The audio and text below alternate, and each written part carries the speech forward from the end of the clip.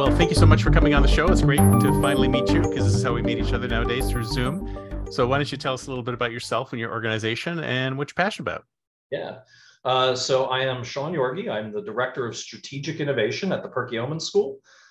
We are a boarding school of about 330 students from 28 different countries, and I believe as many states. We are a middle school and high school, and my role here is to oversee our institutes, which is sort of reimagining the way education is delivered. And I am passionate about making sure young people are prepared to be productive members of society and enter the workforce prepared for a faster changing world every single day. Yeah, absolutely. I know education is ripe for disruption and innovation. Is there anything like at the top of the list for you that you feel that it really needs, like, right away? Yeah, I mean, I would be very happy if in education we could throw it all out and start over.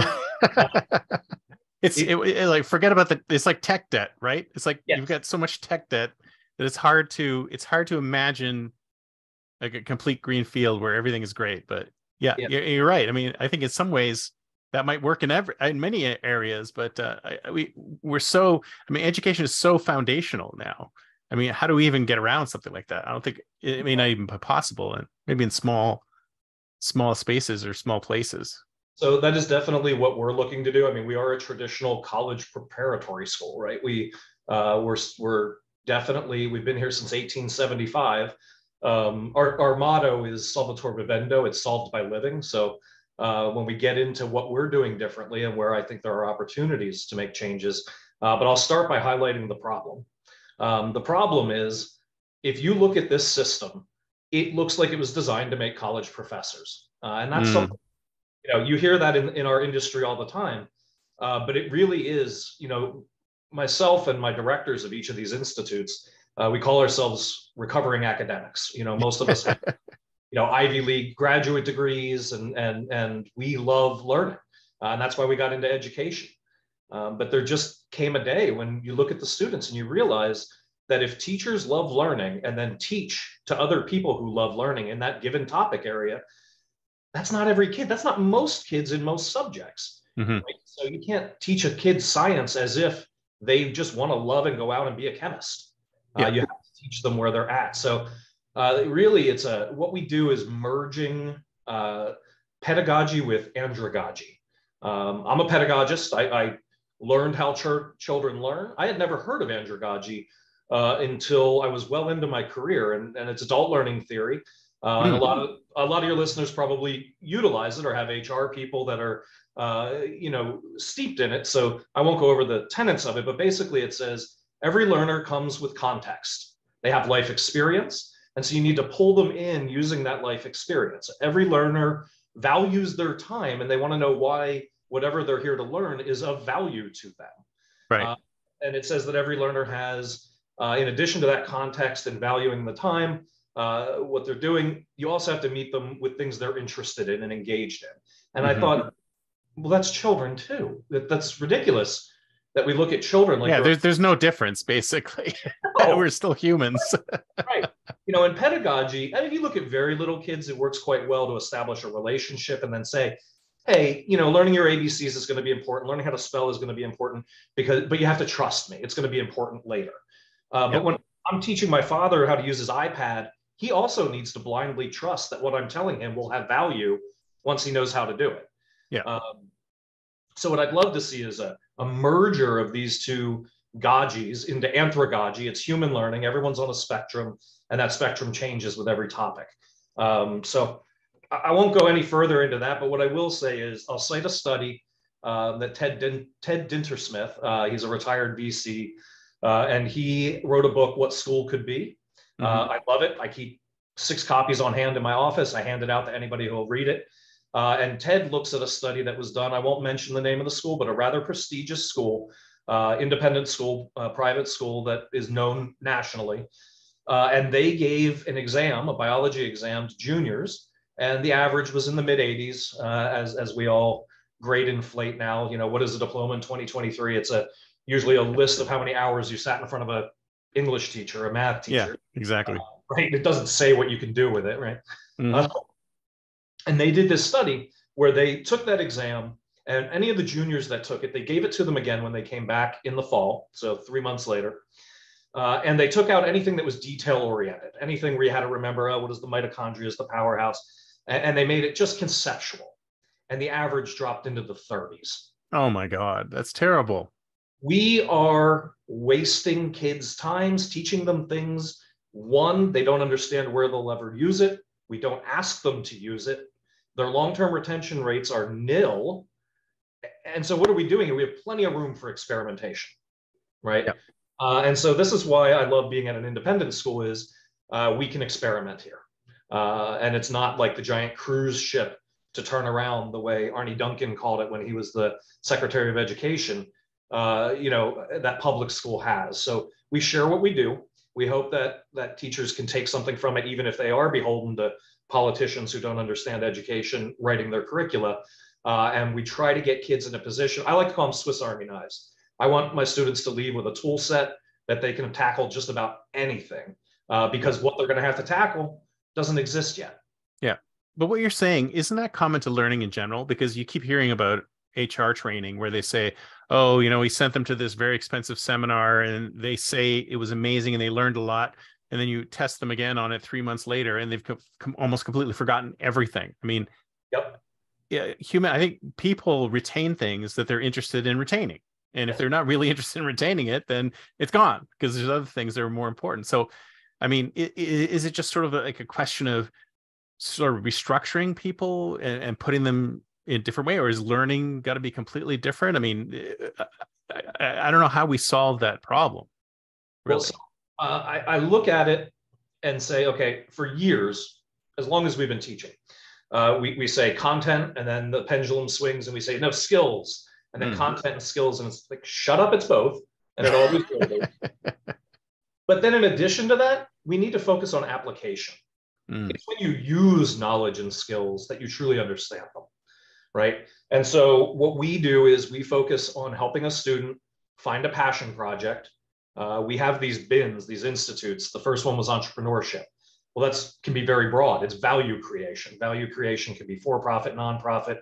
It can be just about, we had a voter for registration drive once, highly measurable for outcomes, but it used $0. So we could look at how many people voted in the last election, the last 6 elections, average them after your drive, how many voted now? And they were able to do this and measure it, value creation. The Medical Institute is more of a STEM institute. They don't just do clinical things. They'll do psychology, they'll do sports medicine, they do research. So I just sat through a few of their presentations, but it's something they're excited by or something they're outraged by. Both are wonderful, wonderful fuel. Something that they want to do something about. Exactly. That's what I say. Put your dent in the universe, right? That's what. That's right. And do it now when the risks are low, right? When you're a young person. But everyone has a different dent, though. Everyone wants to put a different dent, right? So how do you even have classes? How do you even have streaming? How do you even have grades? I mean, it just seems like it's all antiquated. All these measurement systems and all these teaching systems seem to be so antiquated compared to the way we should be learning. They absolutely are. One of my favorite evaluation tools that I use with students, it's hard on them sometimes because they're not used to getting real feedback. But we put down categories and we change it every year. I let the class decide on the things that are of value. And so, I think this last year it was initiative, it was interpersonal skills, it was EQ, and we put this all together. Everything's on a 10-point scale, and every thing that they do, they evaluate themselves. The teacher evaluates them on that, and their peers evaluate them if they were working collaboratively. And then that all gets put together in a spider graph. And it's really crazy revealing when you see a kid where all of the peers seem to think they're a little bit arrogant and full of themselves, and they report that they're trepidous when they work with other people. And so it's like, hey, buddy, what's happening here is you're feeling a little insecure, and you're making up for that by kind of being a jerk to your friend, right? So it makes for very interesting conversations. If I tried to lay that into a letter grade, which I have to issue, I'd have parents, it would go very, very poorly, I think, to do that. So really, to get to your question, those two institutes, and then we have a design institute, which is human-centered design. And we also have an AI institute that's really focused on all emerging technologies. Between those 4 institutes, totally elective, they don't get graduation credit for it. Half of our seniors this year, it's a benchmark year, will graduate with distinction in one of those 4 institutes. Nice. Hits pretty broadly. And we allow that and push that because it doesn't matter what they're learning. It matters that they learn to use the context of their liberal arts education to accomplish something measurable. That's all. Right. And if somebody comes out of that type of institution, would the companies that are hiring these people, would they understand the value, like the value of this compared to sort of a typical institution? So I've only had a handful of students that left here and didn't go directly to college. I work very hard to make sure the colleges know what we are. I find that I bet industry knows that schools like Drexel has a wonderful internship program. Students come out with 18 months of experience. RIT, very similar. So I would compare us to those organizations when you're looking at the collegiate level. Right. And so when do you teach critical thinking?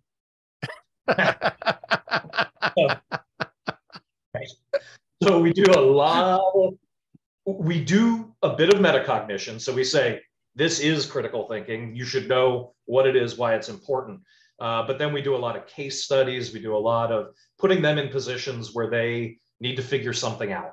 And some of these are as simple as sort of going through discomfort challenges where they have to figure out how to find the resolve to do things that they haven't done before. And it's remarkable. Is a generation that is, I'm Gen X and have a very Gen X view on the world, so I can be a little bit abrasive to them. But the reality is we have to rip that Band-Aid off because even at the collegiate level, it's not getting ripped off. They get into industry, they don't know what to do, and they don't know how to be better. It's exactly. Right. Well, I'm on the tip. I'm just on the end of Boomers' original first edge of Gen X, and I always thought that the number one skill people need to have was problem solving. Right? If somebody has a skill to problem solve, everything follows from that. Because if you don't know how to do something, you can always figure out how to learn how to do it. Right? Exactly. Well, you teach that. Yeah, absolutely. That is, if we were going to break down the reasons for everything that we do, that's it. That is the answer, because they are. I don't know how to explain. I just started paying for GPT-4, and I've been paying for it for a few months now. I'm not too impressed, let me say. But compared to 3, it has come leaps and bounds quickly. Oh yeah. Right. No, but it's so inconsistent, because the other day I asked it for a description on something. I'm launching a new media network, and I said, "Can you describe this media network?" And it was a beautiful description, barely needed any editing. Yeah. And then today I said, "Can you tell me what the top 3?" Because I tried the web searching one where it allows it to search the web, and I said, "Can you give me the top 3 AI news stories of the day?" And it was like balking, and then it didn't know what it was doing. And then gave me the same stories from like 4 weeks ago. And then it said, "Oh, did you know that Apple has a AI called Siri? It's brand new." No. Like, okay, you're hallucinating, man. I have had it cite things that don't exist, which was a little disturbing. Yeah, that is kind of just disconcerting. When I look at that, I saw somebody on, I don't know, TikTok maybe, who said, "Oh, we're going to have prompt engineers." And well, we are all prompt engineers, right? Any of us who type stuff into ChatGPT. Being able to use this technology is like being able to use Word or Excel. Yeah. It's not going to be an engineer that has a degree in it. We all need to figure this out. Exactly. What I've had really good luck in is, like, how you've tried Midjourney and those other image generation engines, right? And I'm always terrible at that. But if I ask ChatGPT to do a prompt for an image generation engine, it comes out beautiful. So that's the one tip I've got. I saw that as well and gave it a try, and it came out very well. Yeah, exactly. So I mean, you focus on, you said elementary to middle. Is that what your space is? So we are 6th through postgraduate. 6th through postgraduate. So you go all the way to collegiate levels. Yeah. Okay. That's we've recently partnered with the university. We actually offer college credit for our entrepreneurship class now. And that's something I'm really seeking to do ongoingly. I think education is, especially higher ed, is the writing is on the wall that they're bloated and fat and they have great rock climbing walls and they're not really concentrating on challenging young people to think. Yeah, beautiful gyms. I love the gyms. The gyms are amazing. Yep. Yeah. Student life stuff is wonderful timing, but at the end of the day, the students I work with now are starting to question the ROI. Mm. And they believe in a college experience. They want to have that, but they really they're checking their ego by comparison to generations prior to them. And I think we're going to see that higher ed, in order to survive, is going to turn less from a 4-course meal and more of a buffet. Right. A lot more certifications, micro certs, things like that. So we're looking to sort of prepare them for that world by doing it here. We'll be offering a certification through the University of Delaware in 2024. That's entrepreneurship and leadership combined into a 10-credit certificate. So, there's no question that a lot of your listeners are probably frustrated with higher ed. Actually, the data sort of looks like they've given up on higher ed in some ways and just figure they have to train, employees when they get there. Right. Well, I mean, that's another question I had for you is like, there's a lot of people I know who are saying, what about education for education's sake? Right. It seems like these institutions, they've got two mandates. One is let's educate folks. Yep. And then the other one is let's educate folks so they can get a job or they can use their skills to make money or whatever. It's like, and there's just this blend of one and the other. And it doesn't seem like, I mean, some institutions know, okay, this is like a career college, we're putting you through this training. So we know when you get out, you're going to be a web developer or a plumber or whatever.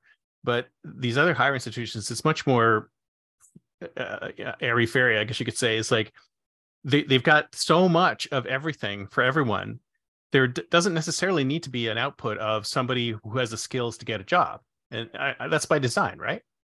So it is. And I have this conversation a fair amount. And like I said, recovering academic, I love it. So, and I talk to friends who are liberal arts people. And the way I tend to word it and the way we deliver it here is liberal arts education is the context with which we problem solve. And without that context, this is where it goes back to pedagogy versus andragogy. Right. Without that context, I don't have as rich of a understanding when I teach kids to think convergently and divergently. Well, if you have nothing to rely on, then you can't do either one. So we, in fact, don't throw out the liberal arts education. We say that application is the necessary addition to it. Yeah, and isn't it true that a lot of companies are looking for people with more liberal arts? Like they're actually stepping away from the STEM. Yeah, because they need that broader perspective on things. I've definitely seen some of that, and some of our students have given that feedback. I think creativity is on the rise. I think we might have a moment where people with MFAs or design-centered backgrounds that know how to talk to people and interact with them and really suss out what people need, what solutions they're looking for, still work. I do feel that when you have liberal arts education in the absence of application, you don't retain it. And so I think when I work with classroom teachers on a day-to-day basis, I go into what I glibly call the fiefdoms of the science department, where you might have physics being taught in one room, calculus in the next, and they don't jive together, even though calculus was designed to describe physics like crazy. Yeah. When I talk to those teachers, I say, just tell them what it's useful for. Like there's an answer for that. And teachers tend to get defensive. When am I ever going to use this? The kid in the background. And how many times have I said that? And millions of people around the world have said that in classrooms and after class. Right. And it really is of value to just like, there's an answer. I pick something esoteric like Romeo and Juliet, right? We make kids read iambic pentameter when they're in the 8th grade, and they don't like it, they don't enjoy it, they don't understand why. It just feels laborsome even for the kids that are good at it, which is all of education, by the way. Kids describe it as hard or laborious, and it's so that's how we're not getting it right. We're designed to think. That's the only thing we do well as a species. And if you go in and say to that kid, look, you're at a time and you're reading a book about relationships that are familial, they're romantic, they're friends, and it's life and death. And it's a time in your life where that's how relationships feel, like they're life and death. The ones with your family, your friends, and romantic, right? This is a book about you, written for you. Yeah. And then suddenly they go, oh, there is a point to this. It's not just something that was heaped on the pile. And I think our teachers need to know what that point is too. They don't always. And so really, if we add in just valuing their time and valuing their opinion of the work that they're doing, it makes a difference. Yeah. So would you see, so I think we're both the proponents of blowing it up and starting from scratch, but obviously that's not going to happen. Do you see like some concrete ways we can sort of get in there and sort of crack it open and say, well, here's a path that we can take that may lead to something a little more useful? Yeah, so really, if every kid is expected, expected might not be the right word, but every kid should have a passion project. Now that parents that could be that are facilitating that could be a gold award in the Girl Scouts, right? It could be anything that's theirs that they own, because the authenticity of owning a thing, we say to kids, well, you don't have any real world skills. Well, their real world is a school. And so they're here. So start a podcast, go ahead and make a YouTube channel, write a newspaper. Like what do you TikTok video, whatever, right? Yes. Our entrepreneurship class has a number of YouTubers every year. And that used to get laughed at a little bit until one of them was making a couple $1,000s a month. And then all of a sudden, oh, right, he can do this. It is real. So it really is. The derision from the academicians is hilarious, I find, because oh, it is so set in their ways. It is unbelievable. And it's not. Would Socrates have said that? Maybe not. Yeah, maybe not. But you know what? Use his methodology to get your kid to figure it out themselves. Yeah, exactly. The kid's got to be passionate about something, right. Even if it's video games. Like yes. my son was told to write a paper about communities because he's doing library science, and he picked some like Smash Brothers community, and it was a huge challenge for him because he needed peer-reviewed sources. And he was passionate about it. He wrote an amazing paper, got 100% on it. So that's what they need. They need that connection to the passion. And I think the best teachers are the ones who can connect the student and the work to the student's passion. Exactly. That's exactly right. And that's when they lose. We talk about going into a state of flow. The book Flow from years ago. It's when you're in a state of flow that you do your best work. You're able to pilot your own mind effortlessly. And that's how we were designed to learn. That's how we're designed to think.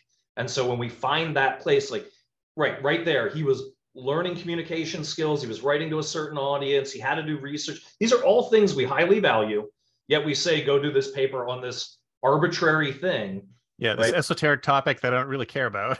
Right. And then the student doesn't get anything out of it, let alone all these high-level skills we're looking for. Right. So, and I'm not one of those people, like, of course we need a good working knowledge of history, dare it repeat itself. Of course we need basic, in the blow it up world, most people don't have very good numeracy, let alone algebra. And yet we make calculus the gold standard of graduating high school. Yeah, exactly. Right? Same Ted Dintersmith, talked about being in a room of engineers where he said, who in here did calculus in the last year? And like 4 or 5 hands go up out of 200 and some engineers. And he said, let me guess, you've got kids in calculus. And like all but one hand went down and the guy said, what? I like it. These are engineers. These are engineers. Right. So if it's not, I don't want to lose calculus as knowledge in society.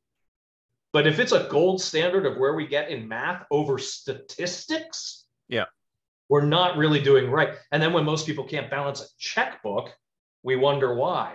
I know that's insane to me. I find that insane. And I didn't do mathematics of investment until grade 12. I'm like, what's going on? It's like I should have learned this way back. First contact with money. Exactly. Yes, of course.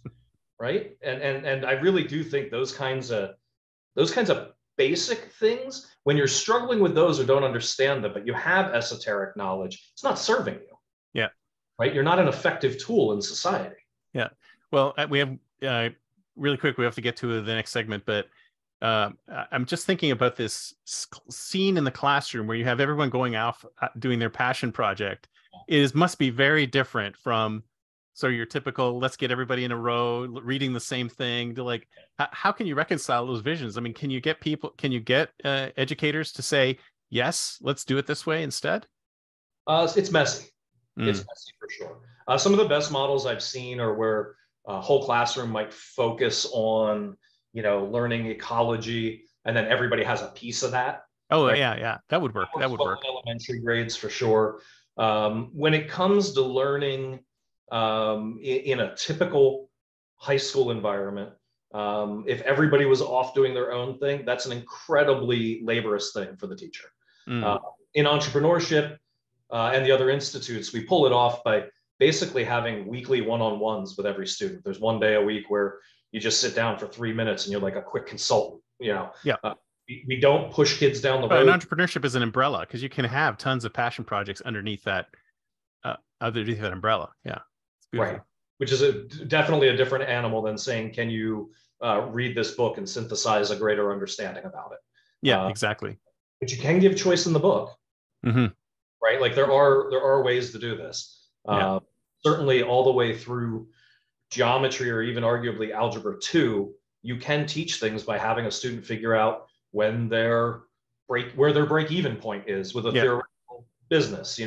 How to most effectively use the square footage of a shop. There are ways that we've found we have a kid that built a Connects pinball machine for fun because we had hundreds of pounds of Connects. Nice. And he put it together and he's like, well, that didn't work. And then he re-put the triangle together and he went, I understand the trig that I learned last year. Like he saw the application in the angles that he was building the triangles at. Amazing. I love it. Let him play, right? Yeah, exactly. And I think that the chaos is essential, because a lot of times people look at these. I mean, I do ideation sessions, and there's just a lot of times it's just chaos, and sometimes people are looking at it and going, "Oh, what's this? You guys are playing around. You're not actually doing anything." Like, no, this is all good. The chaos actually works. It helps. It is challenging I cut my teeth as a math teacher to start, and honestly, it's very difficult to go from something that has a black and white, very clear, linear understanding of something into this chaos. But it at some point became obvious that it's necessary. Yeah, absolutely. Okay, let's talk. It's time to talk think like a futurist. It's the year 2033. 10 years from now, are we going to see a big change between now and then, or is it going to be more the same? So I think it's going to change far slower than it needs to. Right. If I were in industry, I would not necessarily be expecting to be well served in the next decade by the students coming out. It is changing. There are pockets of people talking, but I call it the inertia of the status quo. There's so much inertia.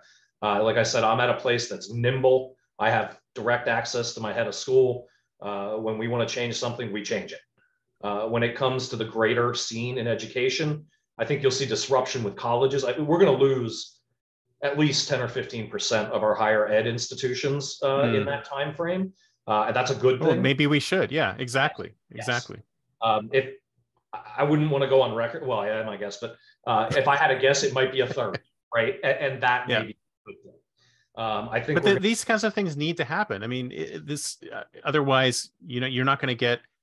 And this is the thing that people forget. It's kind of like, energy is neither created or destroyed. These individuals will go elsewhere and create new things. So it's not just if the institution blows up, it doesn't necessarily mean it's a good thing, because everybody sort of goes and does other things and enriches those other places that they've gone to. Exactly. I do anticipate there being a significant amount of disruption in I think technology is going to outpace our ability to find new jobs for people. So I do think for my own children who are currently in the 7th and 8th grade, I'm having them focus on understanding the technology so that they're not led by it. If they're interested in going down that route of learning how to couple with it, I think that that's a very positive thing. If they're not interested in it, I'm going to encourage them to, one, start immediately upon being 16, personally branding, being aware of who they are in the digital world. And I want them to focus on their creativity, and learning to think in creative ways. But that's one of the things I found very interesting is that your audience is almost more important than anything, because if you have no audience, then no one's listening to you, no matter what you do. So if you're an entrepreneur and you have a great product, you put the great product out the door, people will buy it. Suddenly you have an audience. Yes. But if you never had an audience in the first place, it's very difficult to, the building of the audience might even be more difficult than the building of the idea or building of the product or whatever else you're doing. So that's a great idea. It's like start with a personal brand and build an audience early, so that you can use that audience, because people follow people. Like if you have a new venture, they go, oh, so-and-so's new venture and so-and-so's new venture, and they can go through 3 or 4 different ventures. But if they have an audience that sticks to them, then, I mean, it's perfect. So I always thought that was really important. So that's great. I wish I could have told my kids that when they're that age. Yeah, it really, for as much as we've seen in education, the ugly side of people being able to see what you do, but there's that much power in the positive side too. Yeah, exactly. So I do think, oh, go ahead. No, keep going. So I do think that, as we look, and I mentioned earlier, the buffet that's going to come out of higher ed, but I do think there'll be something of a reckoning with the price point, right? And so if we could educate everybody with a liberal arts education in a vacuum, but it only cost them $30,000 till they were done, that would be one thing.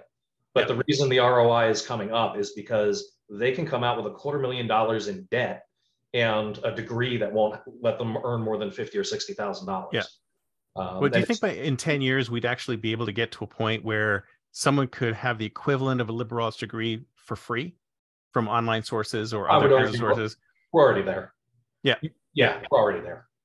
Definitely already there. I mean, you'd have to be an active participant in making that happen. Nobody's gonna, there's no advisor that's gonna come talk to you. But I think we've been there for 10 years already. Wow. So where's the certificate? Well, so this is the thing, right? There are organizations that issue sort of what I would call life credits, or will allow you to test and get degrees. We actually had a former student who got an MBA that way in the course of like 3 months. No way. Yeah. I'd love to try that. Yeah.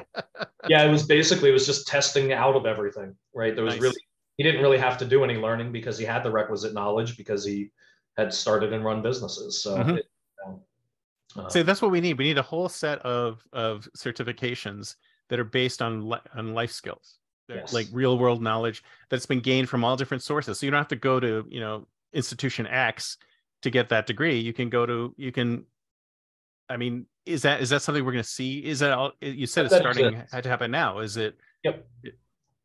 Yeah, let me pull a window over while we're chatting. I think I can find it for you.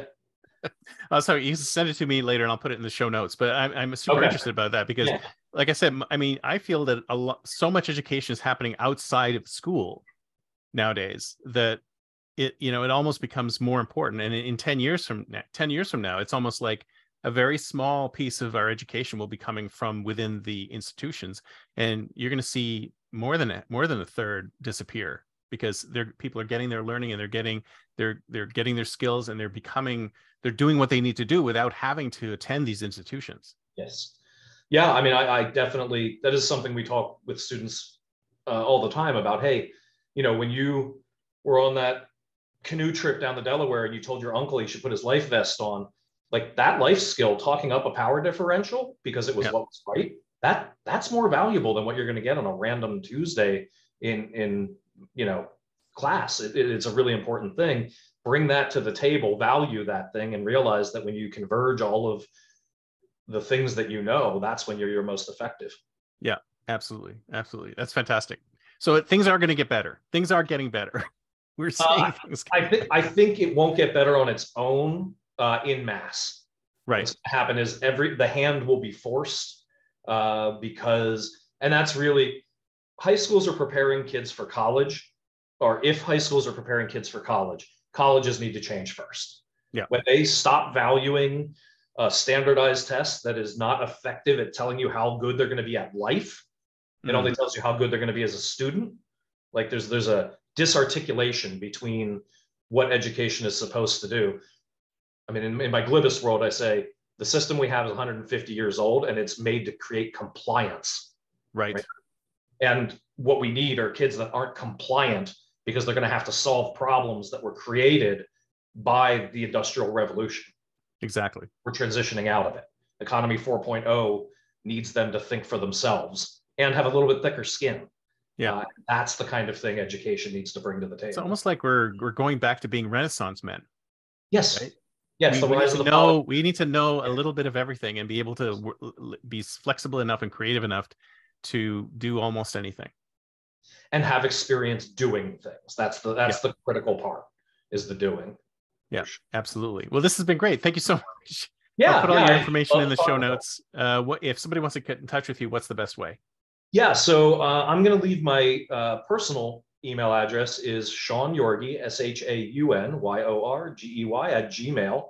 And I have just started in this past year going out and consulting with schools and some in industry that I've met through the Entrepreneur Institute. But my specialty outside of education is the smart dumb guy. I come in and ask dumb guy questions and challenge people to think about things differently, even if they've already tried that. So you're Socrates. You're basically Socrates. That is the exact method.